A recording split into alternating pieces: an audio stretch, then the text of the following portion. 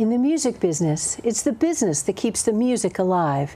Today, we don't have the nobility or the church supporting musicians the way they did in the past. So how did musicians and their organizations survive in today's world? Let's find out in conversation with someone who is actually in the music business. I'm Roxanne Jansen. Welcome to Music Business Artistry. Today, we're pleased to have Elaine Ryan, a singer-songwriter and the founder of Hooplays. So first, Elaine, welcome to the show. Thank you. It's great to be here. I'm excited to hear all about your music business first. Yeah. You're a singer-songwriter and you're from the country of Canada. That's right. So were you born there? No, I was born in Ireland. We immigrated when I was 5. You're 5. So your parents are Irish? They're Irish, yeah, Irish Canadian, and then I was raised in Vancouver, BC. Okay, yeah. So a West Coaster. Mm-hmm. Yes, a West Coaster. Coast, that's right, yeah. I know, it took me a second. So tell me how you got started in the music business. Well, when I was 22, a friend of mine asked me if I wanted to be part of a fundraiser show, and I thought, okay, well, everyone else who's part of this show is going to write a song or is kind of like an original musician. Mm-hmm. You know, I had been singing for a long time then, and I thought, well, maybe I'll, try my hand at writing a song, and I wrote one, and, I realized it wasn't magic, it was something that I could do, and then I played that show and kind of decided from there, like, hey, this is something I want to get into, and wrote more songs and played more shows, and that's how it started. Good. So your main instrument is guitar, right? Mm-hmm. And voice. Yeah. Great. So you started off in Vancouver. I understand that you've done some touring? I have, yeah. I've done a good bit of touring in Canada, in British Columbia and Alberta, and then I did one cross-Canada tour. I drove all the way, with a friend, we drove all the way to Montreal, which is many days driving. Montreal is just it's just north of Buffalo, New York. Yeah. So it would be like driving from Seattle to Buffalo. Yeah, and back. Thousands of miles. Yeah. And you've got some very tall mountains in between. Yes, yeah. Yes. But they're gorgeous. And one long road. Yes. Yeah. So how did you get that tour started? Well, basically, I didn't know at the time how to go on tour, but there was all these musicians and bands around me who were pulling it off somehow, and so I just decided to give it a shot. Me and this other girl, Melissa Bandura, thought, well, how are we going to do this? And we went and thought about who we knew all across Canada, and she had some relatives. I had a couple friends. And then in between where we didn't know people, we just tried to find venues that offered accommodation. Mm-hmm. So it was basically booking small venues all across Canada, and we always asked if they could provide a meal or if they could provide accommodation. And I don't think we ever stayed in a hotel the whole time, because there was always somebody who knew somebody who had a cousin who lived in Medicine Hat. Yeah.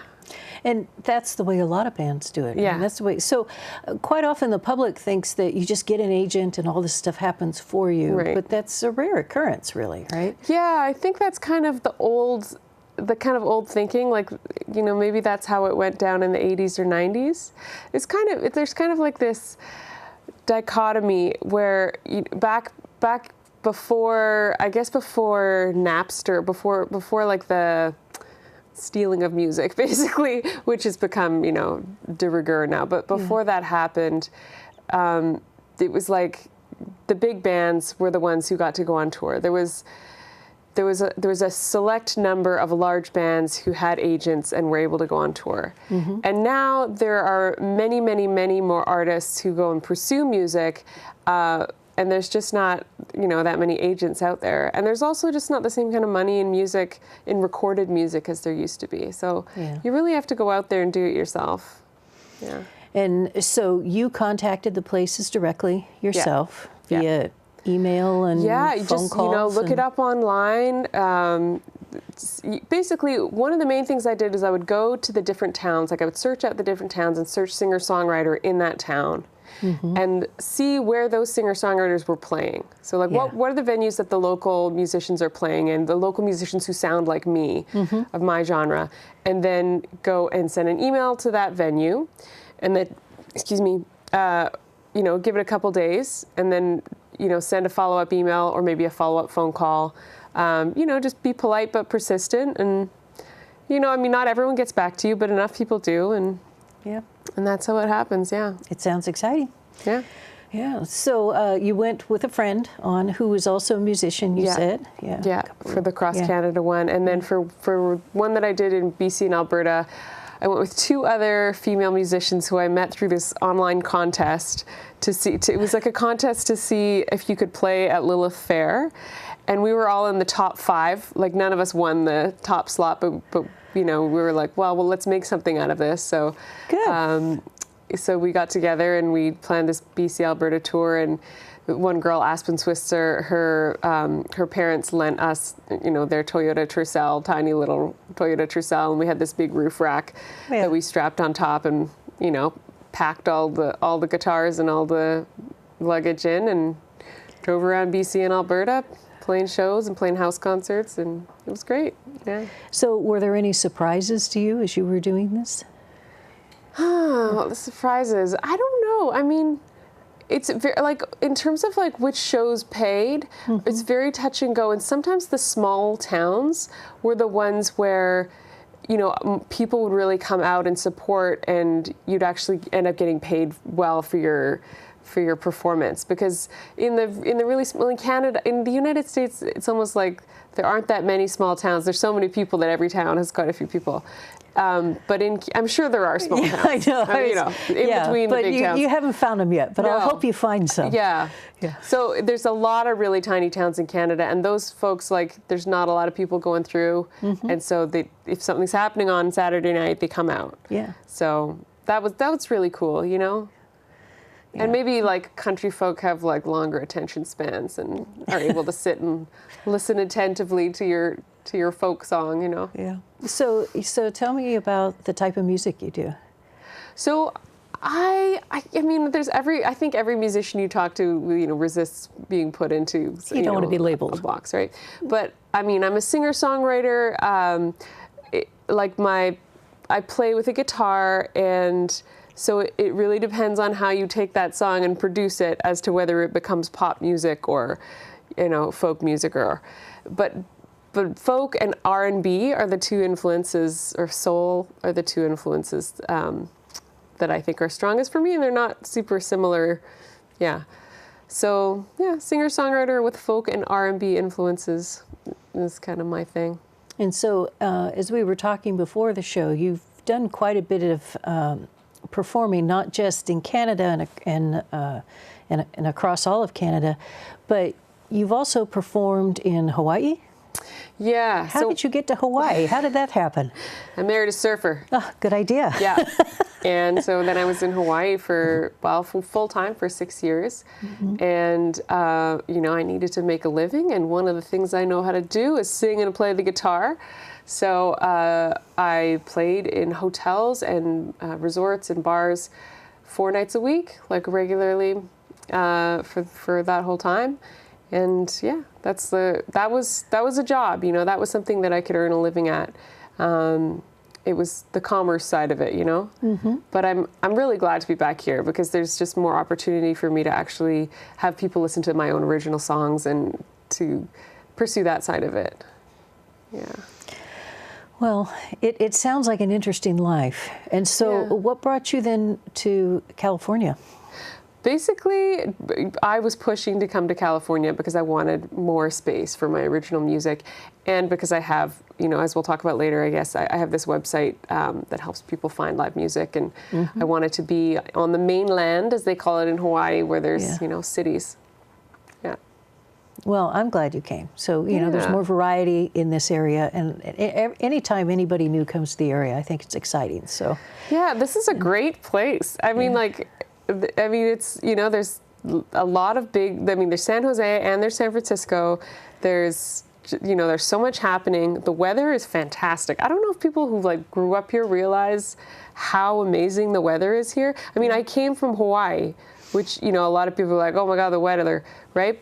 But Hawaii is really hot. It's like you're wearing shorts and flip-flops all the time, which is nice. But sometimes you want to wear your boots, you know? Like, it's nice to have, I like the seasons. Yeah. Yeah. Yeah. I like the seasons too. Yeah. But I'm not sure I'm ready for for Canadian winters. Yeah. I think Canadian winters are a lot of fun for a week. Yes. Yeah. Well, Vancouver winters are more like, they'd be like Seattle winters. So Vancouver winters are hard because of the never-ending gray and rain.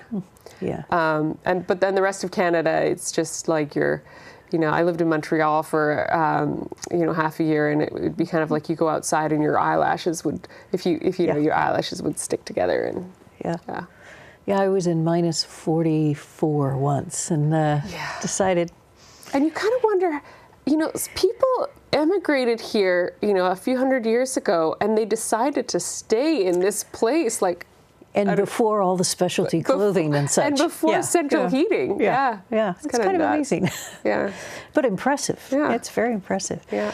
So here in the Bay Area, you're just kind of getting your feelers out, right? You've been here just a few months, really, about 6 months. And trying to find new venues to perform in. I understand that one of the things that musicians are quite often labeled as, this type of singer or that type of singer. And so it's difficult to, it's sometimes difficult to find work in the exact area that you want and all. But you do quite a number of things. I mean, you've performed in bars and such, but you've also done weddings. Is that one of your specialties? So I mean, here, how I earn my living here mainly is weddings, birthday parties, basically one-off events. And where someone says, I want you to learn this special song, it's my husband's favorite song, and you learn that song and you sing that song, and what other cover songs that they're interested in. They're hiring you for your musicianship, not your songcraft, basically. Right. So I guess it's like, I was listening to this podcast the other day, and there was an actor, and he was talking about, how in the movie business, they often say, you do one for them and one for you. You do the like cheesy action movie, and then you go and do a Shakespeare play, if that's your bag. Yeah. I think it's a similar thing. For musicians who decide to do music full time, is you do some is sort of commercial and some is artistic. Yeah. Right, and trying to find the balance is sometimes interesting. So I mean, there are. I think that if your passion is for pop music and a certain type of pop, and you want to be in a band, then you can you can focus on breaking out and making a living in pop specifically.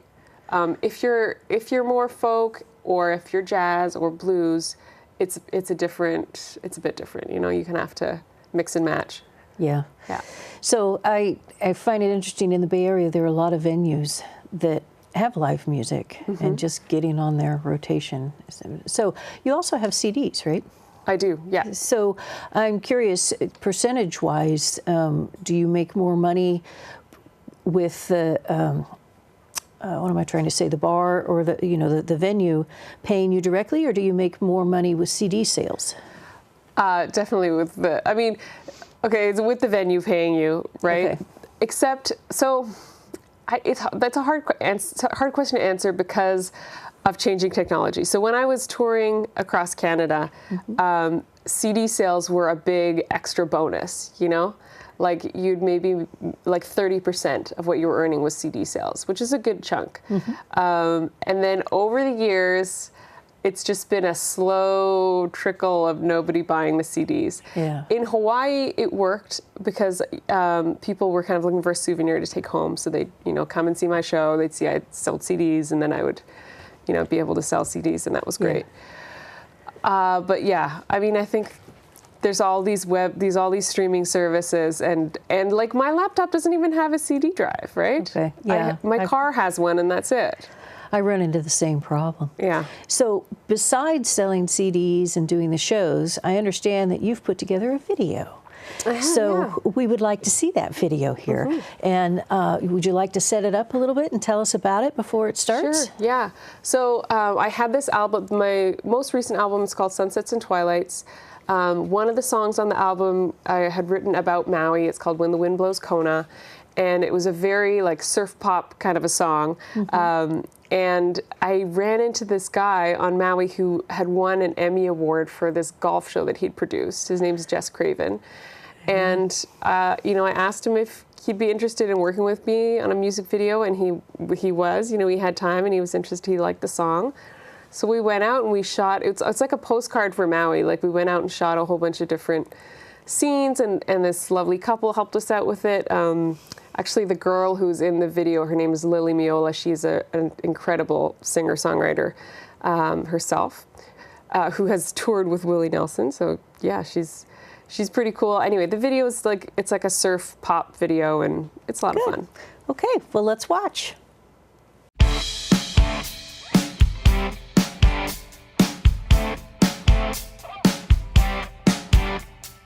1 week left in paradise, 2 since you first held his hand, and felt your sadness wash away like footprints in the sand. And now you feel the lonesome rustling through the sugar cane, whispering just 7 days between you and the rain. But when the wind blows cold up, all the boys come out in the barrels of turquoise. Toss aside your doubt, well, you've come so far, and so you might just stay. 'Cause when the wind blows cold up, maybe you're just crazy, maybe you're taking too much sun. Think of what your boss would say, your parents, everyone. But then you see the palm trees back home in the breeze, and you know that life is measured by the moments that you seize. 'Cause when the wind blows Kona, all the boys come out in the barrels of turquoise. Toss aside your doubt, well, you've come so far, and so you might just stay. 'Cause when the wind blows Kona, it could go anywhere. It could go anywhere. When you look into his eyes, the whole world sinks beneath you. So you release the binding ties and let the wave carry through. 'Cause when the wind blows Kona, all the boys come out in the barrels of turquoise. Toss aside your doubt, well, you've come so far, and so you might just stay. 'Cause when the wind blows Kona, when the wind blows Kona, when the wind blows Kona, all the boys come out in the barrels of turquoise. Toss aside your doubt, well, you've come so far, and so you might just stay. 'Cause when the wind blows Kona, it could go anywhere. Could go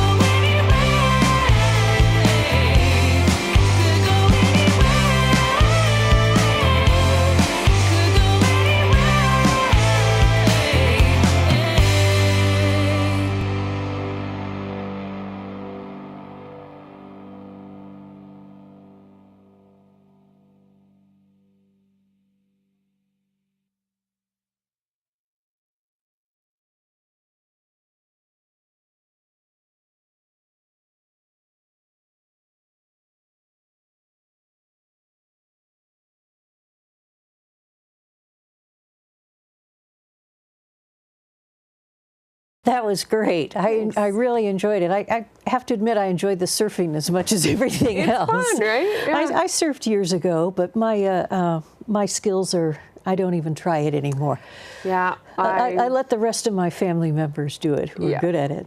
Yeah, I'm definitely the fair weather, very large board, very small wave type of surfer. Or as my family jokes, I'm on the floating sidewalk. Yeah. Nice. Oh, well, yeah, but that was a great video. So tell me, I understand there's something else as you were trying to find other live music and trying to let people find your live music. you came up with an idea. Yeah. Tell us about it. So I was touring in California. I was in Maui, and I decided, I'll plan like a West Coast tour of the United States because, up until then I'd been touring in Canada, and then finally I was legal to work in the U.S. and I thought, why don't I try to book a tour? And so I did the sort of same plan as I did in Canada, booked coffee shops. There was a girl, Sabrina Barron, who was a friend of mine on Maui, and she had some family members in California, and she's also a singer-songwriter, so we booked it together. And then it was kind of like, it was disheartening because I didn't really know anyone. I didn't have like a following in California. And so I would go to my shows and there wouldn't be that many people in the audience, and it was kind of a bummer. And I was kind of thinking, man, what can I do to make this different? It's like this constant struggle. How do you get the word out? How do you get the word out? And so I had this idea for a web app, basically to help people find the kind of live music that they like nearby. And that's what I want. Right. So that's one of the things that attracted me to you, and one of the reasons I wanted to talk to you on this show about that, because I would love that app. Yeah. So it's called Hooplays, and basically it does three things. It helps you find live music that you like nearby.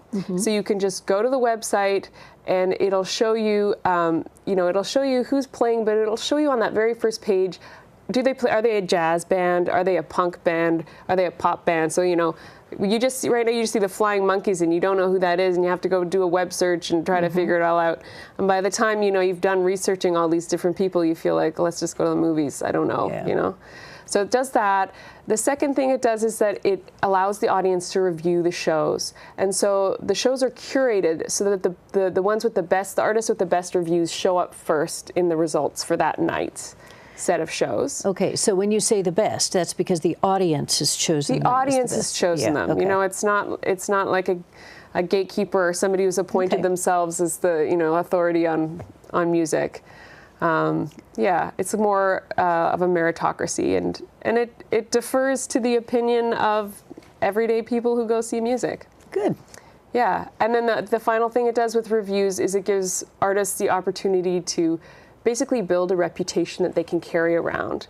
So, if you are a local to the Bay Area and you have people come and see your shows and you get reviews, then once Hooplays moves beyond the Bay Area, and you say you go on tour to LA, then when it shows up in the LA calendar, you'll have a bunch of reviews from the Bay Area, and so people can see, oh, this is somebody that people back in San Francisco or San Jose really like. Good. Yeah. So how did you go about doing this? Do you have an engineering degree? I don't. I have a degree in international relations and political science. So I basically went online and looked up courses I taught myself a bit of programming. Stanford has this online free course, CS 106A. So I learned the basics of computer programming, the fundamentals there, and then I did a course on Ruby on Rails online and some web development, CSS, HTML, that kind of thing.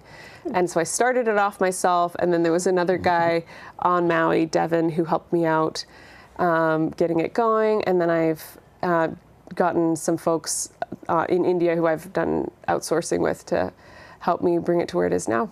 That's excellent. So I'm looking forward to using that. Yeah, I'm looking forward to launching here in San Francisco. It's going to happen very shortly. So with the Hooplays, we're looking forward to that. With your music, in just the couple minutes we have left, what are your goals for your music right now? So my goal for the new year is to book more original shows. So I've just been kind of getting my feet here, trying to earn my living, and working with Hooplays in San Francisco, I've been discovering all these great venues all over the Bay Area. And so I'm really excited to try to, make the cold calls and book myself some shows. Well, see, I'm looking forward to learning from you where all these venues are. Right. 'Cause I've found some of them myself, but not as many as I would like. Yeah. So That sounds wonderful. Right on. And have you made connections with other musicians in the area? Or I have with a few. You know, I met a guy last night. I was playing at somebody's birthday, and he, I guess he's in Walnut Creek, but he was one of the top 5 on this big talent show on TV, and you know, that was kind of exciting. But I've met some really cool guys who busk a lot in the Mission. You know, they're like trumpet players, and I've had some great times just like jamming on Valencia Street. Good. Yeah. So did you do busking in the past? I've done a lot of busking. Yeah. And we should say, because a lot of people don't know what it is. Right. What busking is. Busking is basically playing on the street or on public transportation, whether legally or illegally, for tips. Right. And different cities have different laws about, you know, and some of the laws are enforced and some of them aren't, and you kind of, you know. Right. So if a musician wants to do that, they should check out what the laws are in their local area before they just run out there and try this. Or you could go, you know, ask for forgiveness instead of permission. It depends on your personality type. Well, in some places you can get a permit. Yes. So it's worth exploring that, and then definitely. you don't get into any trouble, exactly. right? Yeah. So, well, that's wonderful. I'm looking forward to seeing you in these places. And so, tell me, is there anything else that you would like us to know? If any of our viewers are out there trying to become a musician, what pitfalls should they avoid, or what things should they try to do? I mean, I think it's really just buckling down and writing on a regular basis and believing in yourself, and just knowing that writing songs and creating art in and of itself has value. And it you know, if you're helping some person with your music, you're making somebody's day brighter, you know, that's worth something. I think that there's a lot of musicians that go around feeling pretty insecure and worried, and you know, it doesn't have to be that way. You know, you can make your art, you know, and feel good about that. Yeah, I've heard a lot of musicians say that they feel like they're faking it, or they feel like a poser and such. So I think that's a very common thing, and I think that's good advice to basically just do it and have confidence in it and get out there and share it. Yeah. Yeah. So, well, I want to say welcome to the Bay Area. Thank you. And in the last few seconds that we have, I hope that anybody watching is willing to go ahead and look at your website. What is your website? It's ElaineRyan.ca. Okay, ElaineRyan.ca. And Hooplays.com. And Hooplays.com. Okay. Right. Very good. So I'm looking forward to seeing those. I've looked at the ElaineRyan.ca, and I'm really looking forward to the Hooplays. Awesome. Thank you again very much, Elaine, for coming on the show and telling us all about it. Thank you. Appreciate it.